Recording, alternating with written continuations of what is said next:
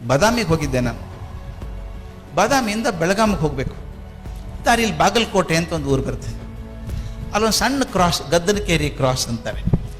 ಎಡಗಡೆ ಹೋದರೆ ಬೆಳಗಾವಿಗೆ ಹೋಗ್ತೀನಿ, ಬಲಗಡೆ ಹೋದರೆ ಬಿಜಾಪುರಕ್ಕೆ ಹೋಗುತ್ತೆ ರಸ್ತೆ. ನಾನು ಬಾದಾಮಿಯಲ್ಲಿ ಕಾರಲ್ಲಿ ಕೂತ್ಕೊಂಡು ಹೊರಟೆ.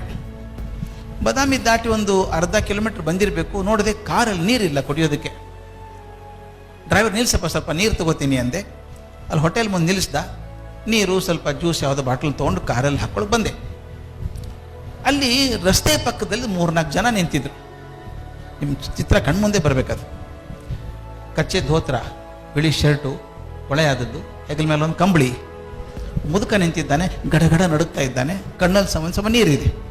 ಅವನ ಪಕ್ಕ ಒಬ್ಬ ಹೆಂಗಸು, ಆಕೆನೂ ಅಳ್ತಾ ಇದ್ಲು. ಇನ್ನೊಬ್ಬ ಹೆಂಗಸು, ಆಕೆನೂ ಅಳ್ತಾ ಇದ್ಲು.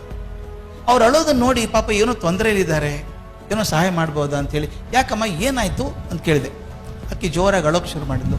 ನಮ್ಮಪ್ಪ ಸರ್ ಹುಷಾರಿಲ್ಲ ಸರ್, ಅವನಿಗೆ ಹೋಗ್ಬೇಕು ಸರ್, ಕೊಲ್ಹಾರಕ್ಕೆ ಹೋಗ್ಬೇಕು ಸರ್ ಅವನು. ಯಾಕೆ ಅಂತ ಕೇಳಿದೆ. ನಮ್ಮ ಅಣ್ಣ ಸರ್ ಆರಾಮಿಲ್ಲ ಅಂತ ಬಿಜಾಪುರ ಆಸ್ಪತ್ರೆಯಲ್ಲಿ ಅಡ್ಮಿಟ್ ಮಾಡಿದ್ದಾರೆ ಸರ್. ಬೆಳಗ್ಗೆ ಏನೋ ಅವ್ನು ಬದುಕೋಲ್ಲ, ಕರ್ಕೊಂಡು ಹೋಗ್ಬೇಡಿ ಊರಿಗೆ ಅಂದ್ರಂತೆ. ಆಂಬ್ಯುಲೆನ್ಸಲ್ಲಿ ತಂದು ಊರಿಗೆ ಬಿಡ್ತಾ ಇದ್ದಾರಂತೆ ಸರ್. ಅವ್ನು ಬದುಕಲ್ಲತ್ತೆ, ಅವ್ನು ಸಾಯೋದ್ರೊಳಗೆ ಅವ್ರ ಮುಖ ನೋಡಬೇಕು, ನಮ್ಮಪ್ಪ ಅಳ್ತಾ ಇದ್ದಾನೆ ಸರ್, ಹೆಂಗೆ ಕರ್ಕೊಂಡು ಹೋಗೋದು ಸರ್ ಅಲ್ಲಿ? ನಾ ಇದೆ ನೋಡಮ್ಮ, ಒಂದು ಕೆಲಸ ಮಾಡೋಣ, ಎಷ್ಟು ಜನ ಬರ್ತೀರಿ ನೀವು?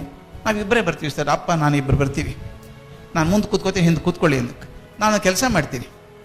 ನನಗೆ ಪರಿಸ್ಥಿತಿ ಹೇಗಿತ್ತು ಅಂದರೆ, ಅವ್ರನ್ನ ಆ ಊರು ತನಕ ಬಿಡೋದ ನಾನು ಬೆಳಗಾವಿಗೆ ಲೆಕ್ಚರ್ಗೆ ಹೋಗೋಕ್ಕಾಗಲ್ಲ, ಅದು ಬಿಡೋಕ್ಕಾಗಲ್ಲ. ನನಗೊಂದು ಮೊಂಡ ಧೈರ್ಯ.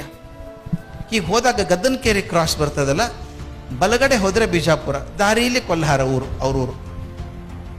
ಸುಮಾರು 30 ಕಿಲೋಮೀಟ್ರ್ ಹೋಗಬೇಕು. ನಾನು ಹೋಗಿ ಬರುವಷ್ಟು ಟೈಮ್ ಇಲ್ಲ. ನನಗೊಂದು ಧೈರ್ಯ, ಗದ್ದನಕೇರಿ ಕ್ರಾಸ್ಗೆ ಹೋದರೆ ಯಾವುದೋ ಒಂದು ಟೆಂಪೋನೋ ಆಟೋ ರಿಕ್ಷಾನೋ ಇರುತ್ತೆ, ನಾನೇ ದುಡ್ಡು ಕೊಟ್ಟು ಕಳಿಸ್ಬಿಡ್ಬೇಕು ಅವ್ರನ್ನ. ಬನ್ನಿ ಕೂತ್ಕೊಳ್ಳಿ ಅಂತ. ಅಷ್ಟು ದಾರಿ ಹೋಗ್ತೀವಲ್ಲ, ಅರ್ಧ ದಾರಿ ಅಂತ ಹೋದಿ. ಒಂದೇ ಸಮ ಅಳ್ತಾ ಇದ್ರು ಪಾಪ ಕಾರಲ್ಲಿ. ನಾಳೆ ಸಮಾಧಾನ ಮಾಡ್ಕೊಳ್ಳಿ, ಏನಾಗಲ್ಲ. ಇಲ್ಲ, ಮಗನ ಮುಖ ಸಿಗ್ತದಿಲ್ಲೋ ಗೊತ್ತಿಲ್ಲ ಸಾರ್ ಅಂತ ಅಳ್ತಾ ಇದ್ದ. ಗದ್ದನಕೇರಿ ಕ್ರಾಸ್ ಬಂತು.